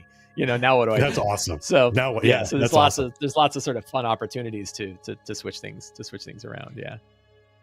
That's really incredible. Well, I know we're coming up against sort of the end of our time, but Matt, are there any questions from chat that are pressing we should ask Mike? Probably a bunch. We got a whole bunch of just folks who wanted to thank Mike for all the work he's done helping people be better dungeon masters. And we got a bunch of people that are like, that Mike and Matt are 90% of my DMing experience, and I thought that was really cool. So yeah, Mike, your work does not go unnoticed. I have the same question I've been asking people all stream. Were these characters from your game, or did you invent them for Arcadia? I invented them for Arcadia. Yeah, wow, that's awesome. I've run groups like this in the past, certainly, but yeah, these guys I started from scratch and built from them. Will you use them? God, will I use them? Yeah. Oh, yeah. Pesto asked a good question. I think E-Ray is the first halfling villain I've ever heard of. What made you go with a halfling villain? I gotta say, I think I randomly generated their origins because I didn't want to fall into stereotypes. So I'm like, let me roll some dice and kind of see what comes up. And I'm like, hey, this is cool. Like a gnoll. How about like a crazy gnoll druid, right? Or So I think I think I randomly rolled I knew what classes I wanted, or I kind of knew the mix of classes that I wanted. Right. But yeah, I didn't want to fall into cliches with the origins. So I decided. I think that is very much kind of the way I would do it probably too, is that we as authors and as designers, we need inspiration too. And that random generation of let's see what the dice say. I never would have thought of this, but also that is, it gives us constraints within which we have to be creative, and you have to have constraints to be creative. So when the dice are telling you it's a halfling, you're like, okay, how do I make that work, right? I think that's super cool. And actually, that gets to probably one of the reasons you like 5th edition so much, is that the folks who designed 5th edition really love the idea of using charts to inspire us as dungeon masters, right? Like Xanathar's Guide to Everything, let's generate a random beholder. And it doesn't matter what you roll, it will inspire you to make that beholder a unique villain that you the dungeon master think is cool and you have a lot of affection for. I think that stuff is great. That idea of randomness is something that more and more I've been thinking about and writing about and working on. How to use randomness, and you can't just use randomness alone, but randomness, a creative mind fueled by randomness, can do some really incredible things that neither of them can do on their own. So Completely agree. That's something I'm definitely that idea of I'm going to make 4 bad guy villains, but I don't want to just sit here and come up with it on my own. I'm going to roll to see what are their ancestries, right? Or maybe I know their ancestries. I'm going to roll to see what their classes are. I think that is so awesome because there's nothing stopping you at the end of the day. If those random results, if it's really dumb, you can throw it out. Yeah, you're like, okay, that didn't work, right? But in my experience, it's definitely going to going to spark creativity, and then you're on the way. Gub DM says, I didn't know Mike started with 4E, but it makes a lot of sense now that I noticed the Grim Accord. Many of them have things that happen when they're bloodied. Is that accurate? Yeah. That's cool. Yeah, the bloodied. Yeah, in the area of things that got thrown, where the babies got thrown out with the bathwater. The bloodied condition is there's like a throwaway line in the Dungeon Master's Guide for it that actually talks about bloodied, but there's no mechanic for it. And they're definitely like, I remember the 4E dragons that would get like a free use of their breath weapon when they were bloody. And that was exactly like an explosion. And it's those are definitely exactly. You're right. Like positioning, escape, explosion. I used that just last time we played in my 4E game on Twitch. Yeah. They were fighting a green dragon, and people watching were like, "This is amazing! Like this dragon is fucking cool." And I'm like, "It's easy. It's not hard. It doesn't have that many abilities." You can improvise it, right? Like I do it now. Like I definitely have it where if like monsters are getting their asses kicked, they suddenly start attacking a lot more, so there's definitely like dials you can turn to heat up a monster when they're getting picked on. They didn't just throw out, they threw out everything, right? They threw out the baby and the bathwater and the whole thing. Like there's almost nothing from 4th edition. It doesn't matter how good or bad the idea was, they threw it out, which is just ridiculous. There's some things that made it in there that have kind of like are hidden away.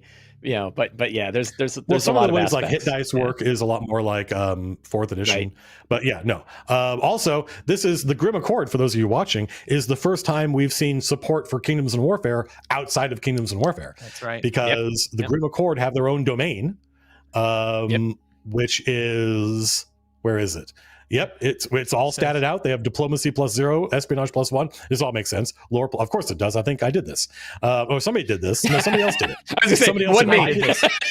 I think James did it. I wouldn't have been surprised if James had done it. Yeah. But you made the warfare unit. That is that. Yep, and I made the war. People were asking about what about warfare units that have mixed ancestry, right? Because in warfare, a unit is either a human unit or a dwarf unit or an elf unit. And so folks are like, well, what if it's a mix of units? And I'm like, well, go get this issue of Arcadia because it shows you there's a trait called an ever-changing band of misfits. When this unit is deployed, choose either adaptable, eternal, relentless, stalwart, or warbred. Those are the non-undead traits in the core ancestries. This unit gains that trait. So every time these guys deploy, this time there's a bunch of elves in the group, but next time there could be a bunch of dwarves. So I love the idea that these guys, these 4 characters, it's the classic use of Kingdoms and Warfare. They could have their own coterie of followers, right? Their own organization, and they're trying to get things done on their own.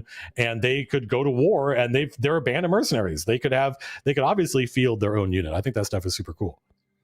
Yeah, and you can do that. You can do that in like a traditional 5e game too, right? That they have their own group of people that they've hired, a bunch of ragtag mercenaries that they've brought in that work for them, just like Belloc, right? Like exactly. Surrounded by a bunch of Nazis. How cool is it if the first time you meet or the first time you encounter the Grim Accord, it's their lackeys, right? And they're somewhat easy to deal with, but they presage these 4 super cool characters. Yeah, definitely. Anyway, that's awesome. We're now 8 minutes over. Well, I am super excited, Mike, to have brought you in to work on this, and I think you knocked it out of the park. This is one of my favorite Arcadia articles that we've put out there. Absolutely, mine too. It's one of the coolest things we've seen, and it's just really straightforward, right? Here's four cool unique NPCs. People, when we first launched Arcadia, the brief that we talked about internally, but also externally, was everything needs to be actionable. And so as a result of that, that's how people judged the issues. They were like, this issue is good because I would use everything in it. This issue is less good because I wouldn't use everything in it. But over time, what people are realizing is it actually doesn't care. I don't care if I use it or not. I'm super inspired just reading it. And I'm like, that is the promise of Dragon Magazine. Like I bought Dragon Magazine all the time, and you would only actually ever use articles for it every once in a while, but you never regretted reading it. You were always like, this is super cool. I love all these ideas. It inspires me. And the Grim Accord it's really easy to drop into your game. And Mike has just saved us all a lot of work. Right. And that's the thing that what I try to do. I try to do that everywhere. Right. He's the hardest working lazy dungeon master that I know, for sure. I would love to do a live chat at some point in the future with the three of us talking just about like 4th edition versus 5th edition, because I think a lot of really interesting design discussion would come out of that, and the audience would get a huge kick out of it. Sure. Yeah, definitely. And Mike can tell his story of how the phrase SlyFlourish almost made it into 5th edition, but now that he has the SEO, it seems like that might be what blocked it. So that's true. That's funny. That's awesome. Good for you. Yeah. So, but in the meantime, Mike, where can people find you? Tideofiron.com. SlyFlourish.com. Yeah, tideofiron.com. No, that's not right. SlyFlourish.com has links to everything else. So anything you want to find, books and Twitch and Twitter and YouTube and everything else, all of it's linked off of SlyFlourish, so you can find everything there. That's awesome. Well, thank you so much for joining us. This was great. Well, thank you for letting me do this. It was a really wonderful project to work on. I loved it. I'm very happy with the output. You guys are great to work for, and I hope to do it again. Mike, we hope to see more of your stuff in the magazine, and thank you very much for coming on the chat. It was a pleasure and an honor to get to meet you and talk to you, sir. Thank you very much. And you. Thank you very much. Bye, Mike. Bye. Thank you. That's it, folks. Thanks for hanging out. We do this every time we release an issue of Arcadia, so we'll get to hang out. We'll get to hang out again next month with 3. In fact, James, would you like to give people a tease of what's coming next month? Yeah, so next month, sort of by accident, it was pointed out to me by Spencer, actually, is our first theme issue of Arcadia. So everything has like a sort of naturey, druidy theme. So you're going to see more magic items for druids and rangers, more spells for druids and rangers. You're going to see a new organization that may or may not have to do with pickling things, and a new NPC that comes with an encounter where you meet this NPC who could be either friend or foe. So yeah, but it's all got a big nature theme, and it's got one of the best covers.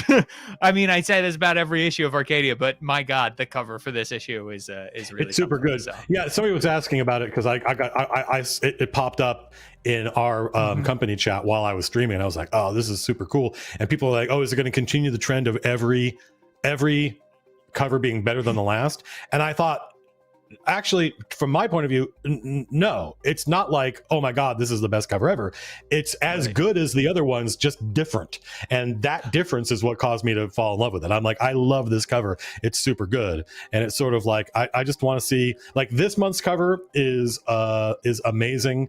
We're incredibly lucky to get to work with Justin Sherry, who I worked with on Evolve. And he did a cover for Heavy Metal Magazine. So I consider it a privilege to have somebody like that doing covers for us. And so next month's cover is going to be a blast. I think you guys are it's just going to make you smile, and you're going to love it. So yeah, exactly. Yeah. Each one is, I would say they're all equally Arcadia in my mind. So, and just different and fun and exciting. So yeah, it's really a good cute, stuff. fun cover. No spoilers. And also James sent me an outline for the Beastmaster and the companion rules, which I'm sure people, because this is YouTube and not Twitch, I bet there are people here who don't know that that's probably our next product. The next thing you'll see from us is a new class, and not just a new class, but also a new rules, even for people that aren't using that class. James, would you like to pitch people on this forthcoming content? Yeah, so the new rules are all about having a pet, an animal companion, who, we say animal companion, but we mean things like basilisks and giant spiders and who knows, maybe even a gelatinous cube. A pet gelatinous cube. Exactly. Pets that follow you around on your adventure. And then the Beastmaster class is going to take those rules and bring them into a new class that, and I would say for this, think your Tarzans. Well, we'll see if Matt accepts the pitch, but think like your Tarzans, your Dars, that sort of thing, because your companions are still wild animals, right? They're not tameable necessarily. Correct. And so they build up this thing called fury. And as they build up fury, you as a Beastmaster are the only person who has the class ability to take fury away from your creatures and then do cool stuff with them. Team up moves or things that you power yourself or that you can get your companion to do for you. But if you're a bard or a paladin or something like that and you want to have a companion, you can do that too. But just be aware that when the beast's fury rises to a certain level, then they might start attacking you and your allies. That's just how it is until they calm down. Yep, because they're still wild animals. Yep. Mm-hmm. Yeah, so it's also it's basically like a you saw a very pre-alpha version of this design on the Chain of Acheron with Copper and Big Cat, right? And Yes. I was kind of trying to make the Ranger work better and and some of it worked and some of it didn't. But Tom, the player, still loves that Fury mechanic and wants to use more of it. Yeah, Jason Miller, I love it too. Ixnay on the yeah. So cool, awesome. Thanks for hanging out, everybody. Thanks for coming here. It is my strong belief. Well, Isaiah Nordang says, what's the timeline looking for this class? I don't know. I'm going to ask James that in a second. I would like to get it out this year, only because then in 1 year, we will have dropped the Illrigger, we will have launched Arcadia, we will have dropped Kingdoms and Warfare, and we will have dropped another new class. The question is, James, given the scope of the Beastmaster and how much testing has already been done, but also how much design is left to do you think it's reasonable to get this thing out in the next 4 months? I think it is possible, yes. Okay. So yeah, I will have to work hard and that kind of thing. But I do think that, we've already gone through several iterations of the companion rules, and I have a really good feeling about the next draft. So yeah, I think we're going to be in a good place.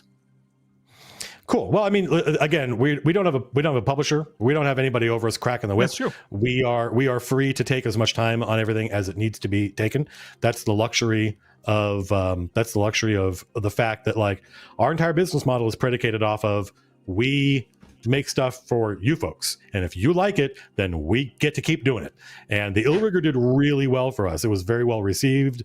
We still all the time there's an incredibly active chat, a sub channel in our Discord where people talk about the Illrigger characters, and so we want to do more stuff like that. So absolutely, stay tuned. Yeah. James, thanks for doing this. Thanks for hosting. Thanks for running the chat so that I could just sit here and pay attention to what the community is saying. Yes, and absolutely. In fact, thank you. Was it the Beastmaster? What did I say? There was something I said in chat with you where I was like, when we do this, you should do a live stream that's just you talking to chat. It is the Beastmaster, yes, yeah, well, which I would love to do. So, because I'm over here, I've got the chat popped out and everything. Everybody's super positive, super great. Mods, thank you very much. Mods are awesome. So yeah, it's just a great time. So yeah, I would love to come do a chat maybe before the end of the year when the Beastmaster comes out. Because no promises. Like I said, we don't have a publisher over us forcing us to release something when it's not done. We can take the time to make it good, but we can. Like Pesto said, we have paid testers now. Which is really us paying them because they were doing an enormous amount of work. We have very strict limits on what we expect from our testers. We do not want them, we very strongly discourage them from doing more than we pay them to do. But it still means I think we can get a lot done. So who knows? I think it's going to be a great year. Yeah, all right, everybody, thanks for watching. And thanks to Jerry for running the chat and running this whole stream and putting all the images up and all the transitions. Jerry is the one who behind the scenes communicates with all our guests and does audio video tests with the guests before we ever see them on stream and make sure they're all hooked up with everything they need. And the whole thing is it's so easy on my and James's side. And that's because of the hard work Jerry is doing behind the scenes. Fuck yeah, Jerry, A+. Fuck yeah, Jerry. Really, this would not be happening without him, even close. No, So, you're right. Thank you, Jerry. It's too much. It's too complex. So thanks, everybody. You folks all have a great weekend. And maybe if you follow me on Twitch, maybe we'll go to space tonight. And maybe we'll go to the Cloud City of Bespin. Who knows? Until then, times are hard and friends are few. Ta-ra to fucking you.